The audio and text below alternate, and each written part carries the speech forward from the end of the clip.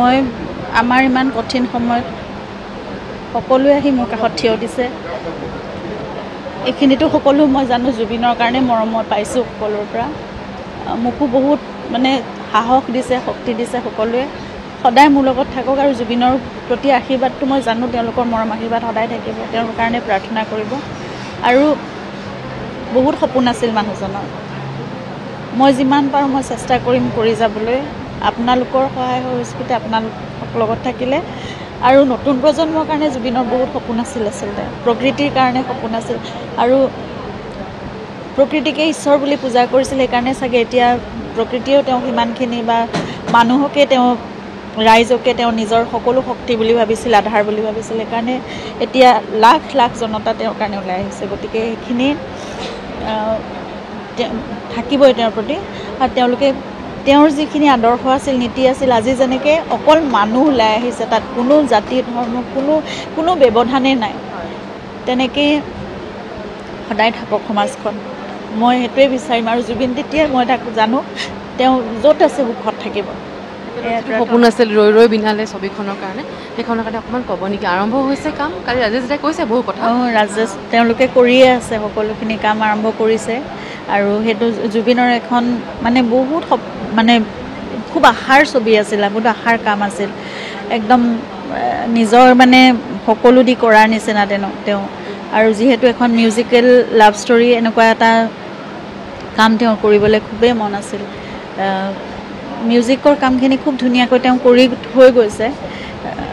তেওঁৰ voice dubbing কৰিব যিহেতু নোৱাৰিলে, সেইকাৰণে যিখিনি চাউণ্ড মানে কৰা আছিলে সেইখিনি আমি চেষ্টা কৰি আছোঁ সেইখিনিৰ লগত কাম কৰিবলৈ, যাতে জুবিনৰ অৰিজিনেল ভইচটো অলপ হ'লেও ক'ৰবাত চিনেমাখনত থাকে। বাকী পষ্ট প্ৰডাকশ্যনৰ কামবোৰ চলি আছে। 31 তাৰিখে আমি উলিয়াবলৈ চেষ্টা কৰিম।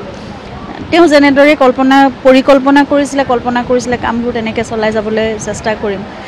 মোক খালি সকলোৰে সহায় সহযোগিতাই লাগে আৰু সেইটোৱে মোৰ ওপৰত। গৌতম আদানীও আহিছিলে। হয়, কৈছে তেওঁ জুবিন এনেকুৱা মানে এটা সত্তা কেতিয়াও তেওঁৰ জীৱনকালত দেখা নাই, সেইটো কথা কৈছে এতিয়ালৈকে। কিমান মানুহে ভাল পাব পাৰে, শিল্পী বহুত দেখিছোঁ কিন্তু এনেকুৱা এটা সত্তা দেখা নাই। সঁচাকৈ অৱতাৰী পুৰুষ, তেনেকুৱা ধৰণেই কথা এষাৰ কৈছে তেওঁ। আৰু কৈছে পৰিয়ালৰ লগত সদায় আছোঁ, যদি কিবা পৰিকল্পনা আছে জুবিনৰ লেগেচিটো আগবঢ়াই নিবলৈ তেওঁলোক লগত থাকিব, সেই কথাটো কৈছে। আৰু আপুনি CIDত কেছ FIR দিছে, অকণমান জনাব। FIR দিছে আৰু কিমান বিশ্বাস আছে, আস্থা আছে গোটেই ইনভেষ্টিগেশ্যনটোৰ ওপৰত অসম চৰকাৰৰ পৰা? প্ৰথম দিনাৰ পৰা অসম চৰকাৰে মানে সকলোৱে, গোটেই ৰাইজে, চৰকাৰে, পুলিচ প্ৰশাসন সকলোৱে সহায় কৰিছে। ছিংগাপুৰ পুলিচেও মোৰ লগত কণ্টেক্ট কৰিছিলে। গতিকে মই সকলো যিটো ন্যায় ব্যৱস্থা, যিটো তেওঁলোকে ইনভেষ্টিগেশ্যন আৰম্ভ কৰিছে আৰম্ভণিৰ পৰা, মই সদায় লগত আছোঁৱেই, তেওঁলোকৰ লগত কথা পাতি আছোঁ। আৰু দেশৰ আইন ব্যৱস্থাৰ ওপৰত সম্পূৰ্ণ আস্থা আছে। আৰু জুবিনৰ বিষয়টো সকলোৱে মই জানো অলপ বিশেষভাৱেই ল'ব। গতিকে ৰাইজৰো দাবী আছে, ৰাইজৰো আশা আছে, আস্থা আছে। চৰকাৰৰ ওপৰত হওক, আমাৰ ন্যায় ব্যৱস্থাৰ ওপৰত হওক, আইনৰ ওপৰত। গতিকে সেইখিনি মই পাম বুলি জানো। মই আচল ঘটনাটো কি হৈছিল মই সম্পূৰ্ণভাৱে জানিব বিচাৰোঁ এতিয়াও। যিকেইজন আটাইবোৰ ব্যক্তিৰ বিৰুদ্ধে দিছে, তাত উপস্থিত থকা, সেই ঘটনাৰ দিনাখন সেই সময়ত উপস্থিত থকা সকলোখিনিৰ ওপৰতে দিছোঁ। আৰু তাত নেগলিজেঞ্চ অফ ডিউটিটোতো সম্পূৰ্ণ দেখা গৈছে, যিবোৰ ভিডিঅ' চাৰ্কুলেট হৈ আছে এতিয়া দেখা গৈছে। জুবিন একেবাৰে সম্পূৰ্ণভাৱে তেওঁ এক্সজষ্টেড হৈ গৈছিল। সেই সময়খিনিত আকৌ লাইফ জেকেট নোহোৱাকৈ সাঁতুৰিবলৈ পানীত এৰি দিয়া, এই বস্তুবোৰ আমি আচলতে বহুত দেৰিকৈ দেখিছোঁ। 6-7 দিন যোৱাৰ পিছত আমি এইবোৰ ভিডিঅ' দেখিছোঁ। আৰু শেষৰ সময়টোত, সেই ভাগৰুৱা সময়টোত চাগে মই মানে ভাবিব নোৱাৰোঁ তেওঁৰ বুকুখনে তেতিয়া কি বিচাৰিছিল, আৰু তেতিয়া তেওঁ চাগে মনত কেনেকুৱা এটা অৱস্থা হৈছিল। গতিকে নাই, মই ষ্ট্ৰংলিয়ে মই যিমান পাৰোঁ, কাৰণ তেওঁ সদায় বহুত ষ্ট্ৰং আছিল আৰু মোক সদায় ষ্ট্ৰং হ'বলৈ তেওঁ মোক শিকাই গৈছে। ইমান বছৰে মই আচলতে বুজিও পোৱা নাছিলোঁ যে 30টা বছৰ মই তেওঁৰ লগত আছোঁ। 30টা বছৰে তেওঁ প্ৰতি মুহূৰ্তত তেওঁ শিক্ষক হিচাপে নহয়, কিন্তু প্ৰতিটো মুহূৰ্তত তেওঁ মোক এটা এটা কথা মোক শিকাই গৈছে। গতিকে মই এতিয়া তেওঁ কি বিচাৰিব পাৰে, তেওঁৰ কাৰণে কি কৰিব লাগে, মই সেইটো নিজৰ ওপৰত মই ভাবোঁ মই সবল হৈ কৰিব পাৰিম। কিন্তু তেওঁ থাকোঁতে মোৰ শক্তিটো আৰু বহুত বেলেগ আছিল কিন্তু এতিয়া মই জানিব বিচাৰোঁ আচলতে প্ৰকৃততে ঘটনাটো কি হৈছিল আৰু কিয় এনেকুৱা হ'ব লগা হ'ল এনে এজন ব্যক্তিৰ লগত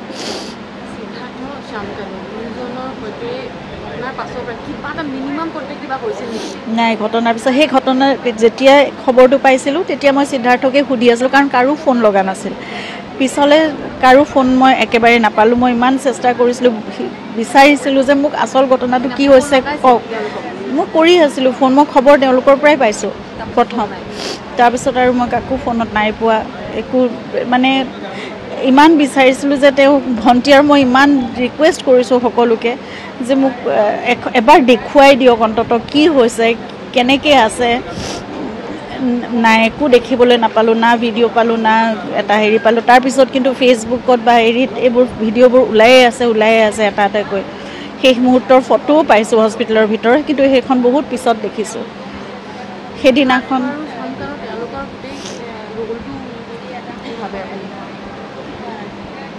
মই শ্যামকানু মহন্তৰ কথা একো ক'বই নিবিচাৰোঁ কাৰণ শ্যামকানু মহন্তই কিয় লৈ গ'ল তাত গৈ পেলাই এজন বন্ধু বুলিয়ে অকল জুবিনৰ দৰে এজন ব্যক্তিক এটা সত্তাক এজন শিল্পীক কেনেদৰে ৰাখিব বিচাৰিছিলে সেইটো কথা মই একো বুজিয়ে নাপালোঁ না কোনো মেডিকেল এছিষ্টেঞ্চ আছিল না কোনো ছিকিউৰিটি আছিল না তেওঁৰ প্ৰতি বিশেষ কিবা এটা মানে থকাৰ তেওঁৰ খোৱাৰ তেওঁৰ যত্নৰ কাৰণে কিবা এটা বিশেষ কিবা ব্যৱস্থা কৰা হৈছিল বুলিও মোৰ সন্দেহ আছে সেইবোৰ কথাত আৰু একো কৰা নাছিল আচলতে আৰু শেষ মুহূৰ্ততো দেখা গৈছে তাত যিসকল উপস্থিত আছিল সিদ্ধাৰ্থে হওক শেখৰে হওক বা তাত উপস্থিত যিসকল অসম এছ'চিয়েশ্যনৰ যিকেইজন মেম্বাৰ আছিল তেওঁলোকে জুবিনৰ কোনো সেই একদম ভাগৰুৱা অৱস্থাটো তেওঁক আচলতে আঁতৰাই আনিব লাগিছিল সেই সময়ত তেওঁক পানীত নামিবলৈ দিয়াৰ কোনো কথা নাছিল ৰাখিব লাগিছিল সেইটো একদম সম্পূৰ্ণ দায়িত্ব আছিল সেইটো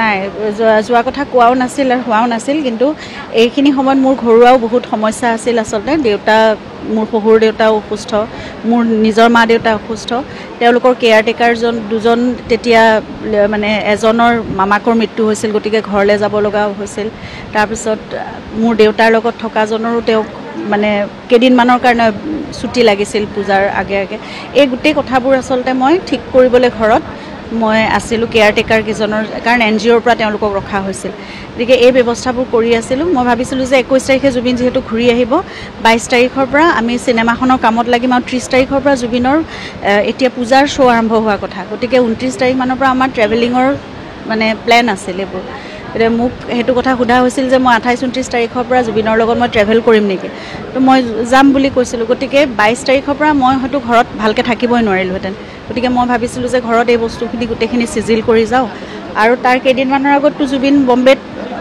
ভূপেন হাজৰিকাদেৱৰ শতবাৰ্ষিকীৰ অনুষ্ঠান কৰি আহিছে আৰু এনেকুৱা 2-3 দিনৰ কাৰণে কেতিয়াবা গ'লে মোৰ যোৱা নহয় কাৰণ মই ভাবিছিলোঁ যে সেইখিনি সময়ত তেওঁ অনুষ্ঠান কৰি ঘূৰি আহিব মোৰো ঘৰত সকলো সেটেল হৈ যাব তাৰপিছত মই প্ৰায় 1.5 মাহ সময় চিনেমাখন ৰিলিজ হোৱালৈকে মই জুবিনৰ লগতেই থাকিব লাগিব সেইবোৰ কথাৰ কাৰণেহে মোৰ যোৱা নহ'ল আৰু সেইটোৱে মোৰ মানে জীৱনৰ কাৰণে মোৰ নিজৰ এটা খেদ থাকি যাব মোৰ লগত সদায় যে মই নোৱাৰিলোঁ থাকিব লগত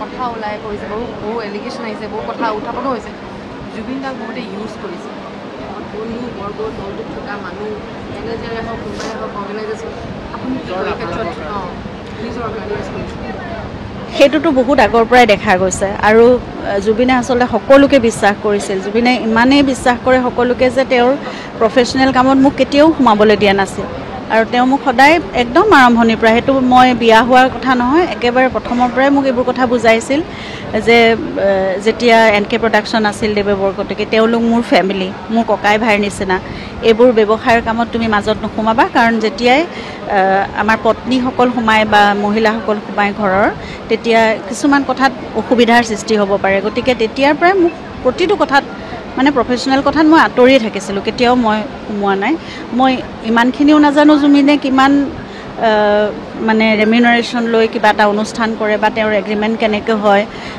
কিমান শতাংশ কি হেৰি থাকে তেওঁৰ মানে মিউজিক লেভেলতে হওক যি হওক অন্য কপিৰাইট এই গোটেই কথাবোৰ মোৰ একোৱেই জ্ঞান নাই এই বিষয়ে মই একো নাজানো, মই কেতিয়াও সোমোৱা নাছিলোঁ আৰু মই কেতিয়াও ভবাও নাছিলোঁ যে হঠাৎ এনেকুৱা এটা পৰিস্থিতি আহিব। গতিকে সেইবোৰ কথা মই এতিয়া লাহে লাহে মই আনৰ পৰা শুনিছোঁ, জানিব লাগিব, শিকিব লাগিব সকলো কথা। হয়, সম্পূৰ্ণ নাই হোৱা।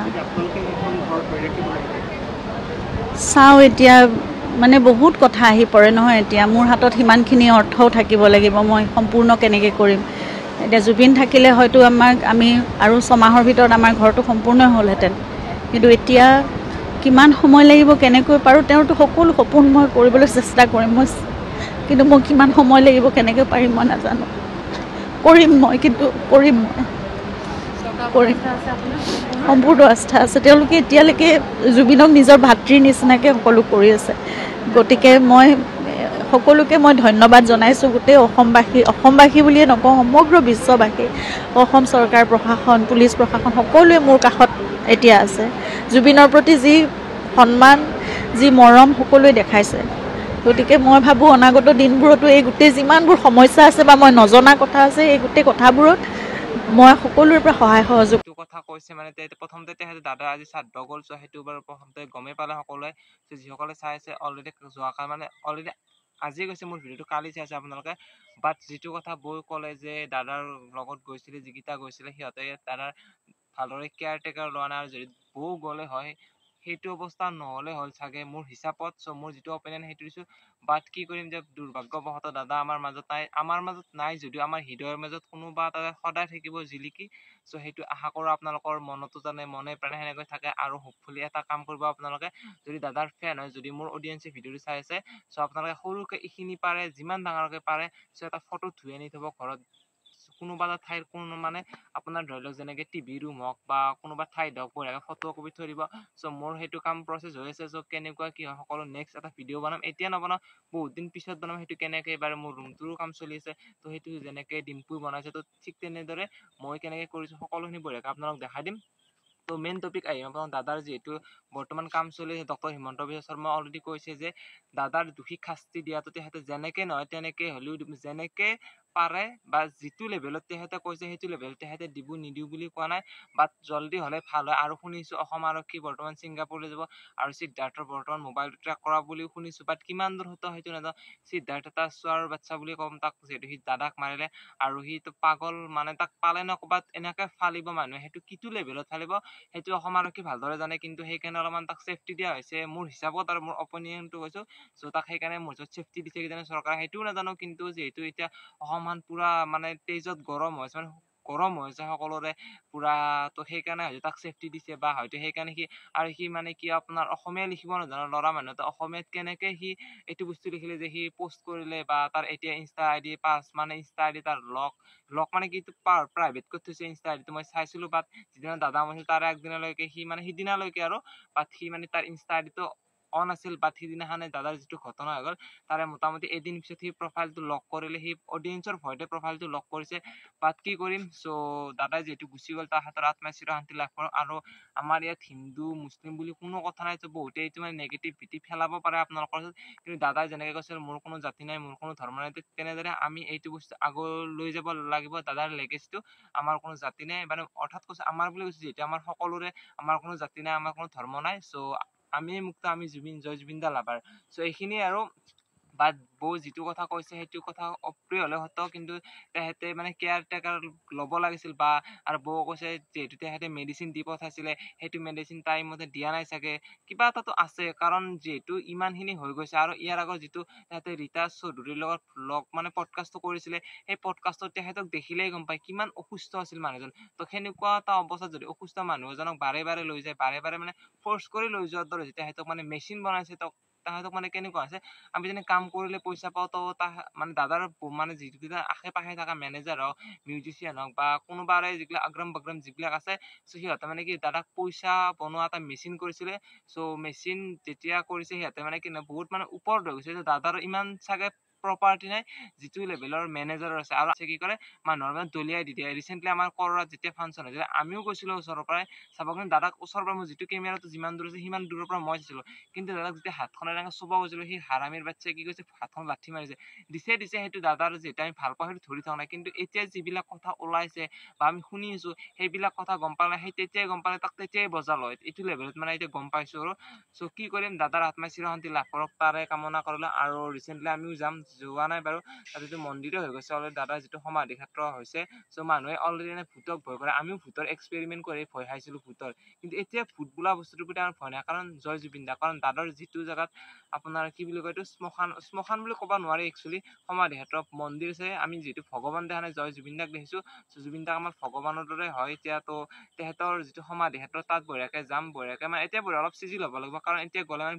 বহুত বস্তু চাতি বা ধূপ ধূনা সকলো দি যায় আমি দুদিন দেৰিকৈ যাম যাই পেলাই খুব সুন্দৰকৈ চিজিল কৰি চাই আহিম বা আপোনালোককো দেখাম বা কেনেকুৱা কি হৈ আছে তাত সকলোখিনি দেখাই দিম প্ৰথমতে আগে 6 তাৰিখলৈ ৱেইট কৰি লওঁ কাৰণ 6 তাৰিখে যেতিয়া মামাই কৈছে তেহেতে যিটো কামটো কৰিম বুলি আৰু লগতে ইয়াৰ এটা ডাঙৰ ব্ৰেকিং নিউজ আহিছে মানে কি আলফা স্বাধীনেও এই কেছটোত বহুত গুৰুত্বপূৰ্ণ কাৰণে লাগিছে কাৰণ পৰেশ বৰুৱাৰ লগত জুবিনৰ কিবা এটা ভাল বণ্ডিং আছে হয়তো আমি নাজানিব পাৰোঁ আমি আগতে শুনিছোঁ টিভি চেনেল হওক নিউজ চেনেল হওক চ' আমি এনেকৈ শুনিছোঁ কিন্তু সেইটো বস্তু আমি এতিয়া দেখা পাইছোঁ যে 48 আৱাৰ্ছ দিছে চ' 48 আৱাৰ্ছ দিছে সেই আৱাৰ্ছৰ ভিতৰত সিহঁতে আহিবই লাগিব নাহিলে পৰা শ্বুট আউট কৰি দিব চ' সেইটো কিমান সত্য গম নাপাওঁ নে ফেক নিউজে হয় ৰাইট নিউজ হয় সেইটোও গম নাপাওঁ কিন্তু যিহেতু কোৱাটো হ'ব পাৰে কাৰণ দাদাৰ প্ৰতি তেখেতৰ কিবা এটা আগৰ পৰা আন্তৰিকতা আছে আমি দেখিছোঁ সৰুৰ পৰা যেনে জুবিন দাই কয় মই আলফাত গ'ল কিবা গ'ল তেখেতে সেইটো ধেমালিত কয় কিন্তু হয়তো সেইটো ধেমালিত সুৰেৰে সঁচা কথাও ক'ব পাৰে তেখেতে সেইটোৱে আৰু বাকী বিশেষ একো নাজানো কমেণ্টত আপোনালোকৰ জয় জুবিন দাৰ